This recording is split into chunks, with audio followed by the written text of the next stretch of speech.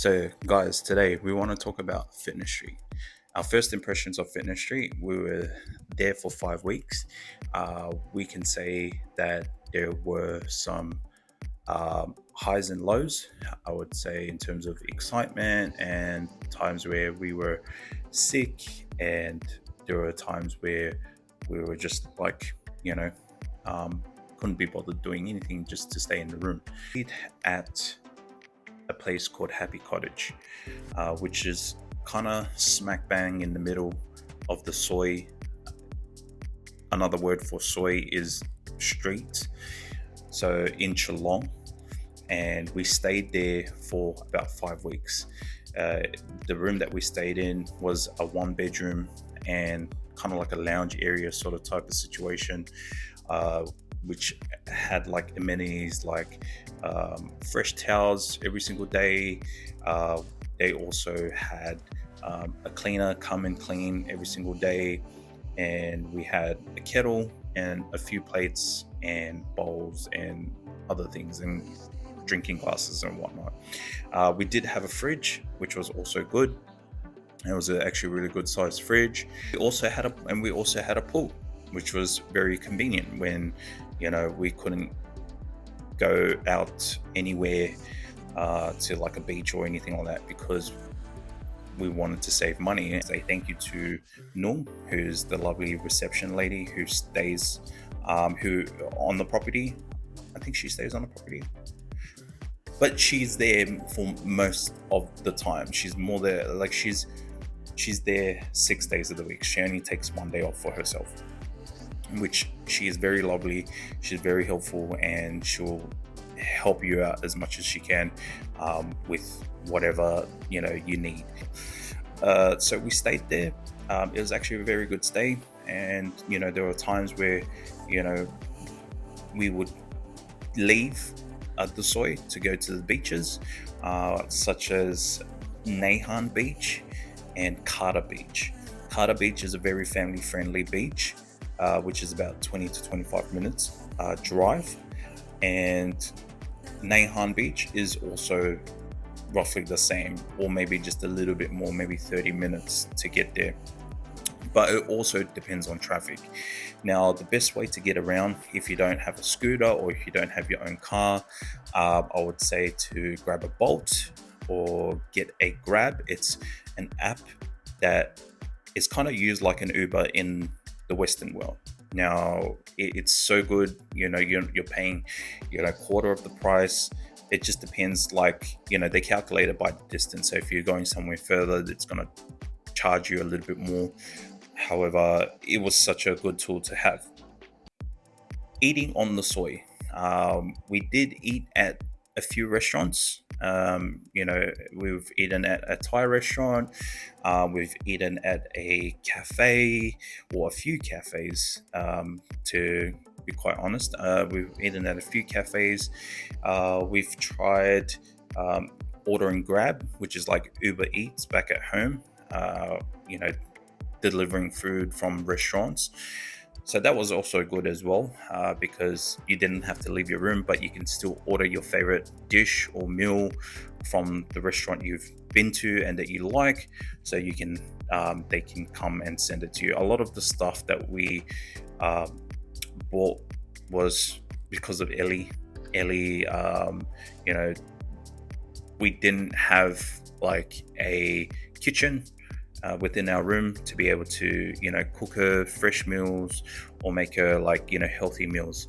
So we had to order the food. There is a shopping mall just down the road. It's about a 15-minute walk from the Happy Cottage. It's called Roberts's Lifestyle. Now in that shop, it's got basically everything that you need.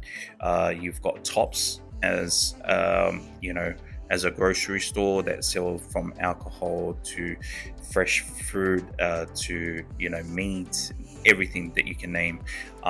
We also went to buy nappies there for Ellie and just top up things for her, like snacks, all that kind of stuff.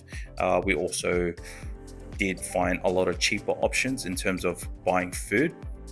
which I do have to mention about, like, we had to backpedal with eating out, and we needed to come up with a way to, you know, cut down those costs. So we actually went to 7-Eleven, because 7-Eleven has $2, $2.50 microwavable meals that you can buy. Always fresh. The rice, it's got fried chicken or fried chicken basil. You know, it's got a pork options. I did get 2 eggs in, like, just like this little mini carton. So as for proteins, I had that with bread. I had that with bread. So that was like kind of like my breakfast. Samira and baby like had toast in the morning.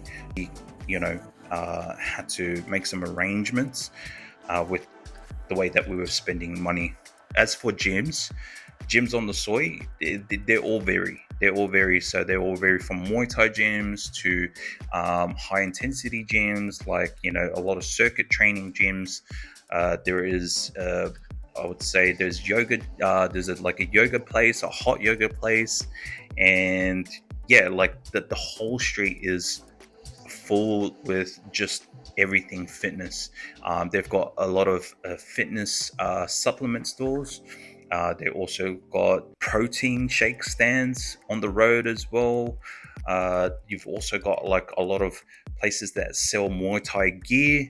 So if you're ever interested, like, or if you came into the soy with no gear, like such as shin pads, mouth guard, or wraps or gloves, all that stuff can be purchased on the soy. My recommendation is to go to every shop, because every shop prices them differently. So if you're on a budget, you know, go to the place where that will sell it a lot cheaper. If you don't have a budget, then by all means spend however much you want. The soy is not really a family friendly place, because roads are quite narrow, and a lot of cars and a lot of bikes and scooters, they would tend to, like, you know, come almost as close to you. They're not going to hit you, but, like, you know, obviously you know, accidents that can potentially happen because there is no footpath. So you got to be careful. And since being there, like, you know, we've seen, you know, 2 accidents, and they weren't from Thai people, they were from foreigners. If you're ever going to rent out a scooter, please, you know, ride safely and ride carefully. We trained at Singer Muay Thai, which was a family run business, and they were very, very lovely, and they were awesome to be around. The energy was, you know, authentic, and every time we trained there, we, you know, they always welcomed us with a smile, and they're always happy to see us, especially Ellie. And you know, in saying that, like, you know, as I said, like, it wasn't family friendly because they didn't have any daycare or other play areas for kids. It wasn't just tailored. It wasn't tailored for kids. It was more of an adult scene. It's not to say that you can't take your kid there. You definitely can. When we're training, me and Samira like got a package. We got 10 privates and 10 classes. We only got to use our 10 privates, which was, you know, a bit of a waste of money, because we prefer to just have the privates, because it's so much better, because they focus on technique, they go at your own pace, whereas the class, you kind of had to like make up for, you know, those learning moments after the class, because you can't really, you know, do them right then and there, because it's just, you know, on the go. It was good because when we had our one-on-ones, we would go at different times. So when Samira would go, I would be at the hotel with Ellie, and then probably like 10 minutes or 15 minutes before we start walking down. So when she finishes, then she would be able to take over, and then I'll go do my one-on-one session. However, if there's no one else doing sessions there, like one-on-one sessions, space. So there's so much space for Ellie to be able to run around and, you know, have fun. She was having fun with the trainers, and she was like playing around with them. Schedules for Singer Muay Thai, they tend to do the classes at the beginning of the day and at the end of the day. And in the middle of the day is all the PT sessions, so your one-on-ones. My experience as a whole, it was very good. It needed to kickstart off our healthy lifestyle, because back at home, you know, it wasn't as great.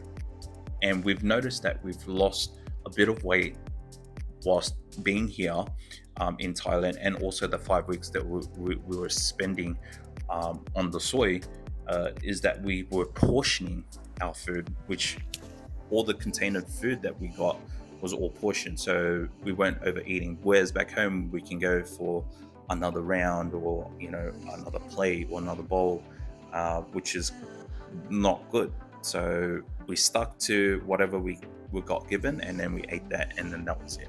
That's our overview about Fitness Street, but I'll also drop a link below. I do follow a man by the name of Brad Newton, who also has tons of things about Fitness Street. So if you want to go watch him, he explains everything in detail, from the different places he's stayed, from the different restaurants he's eaten at, the cheapest to the most priciest place that he stayed. So just for as a point of reference. So if you guys want to check him out. But other than that, stay tuned for the next video. Hopefully you guys get to come out to Thailand and experience Fitness Street for yourselves.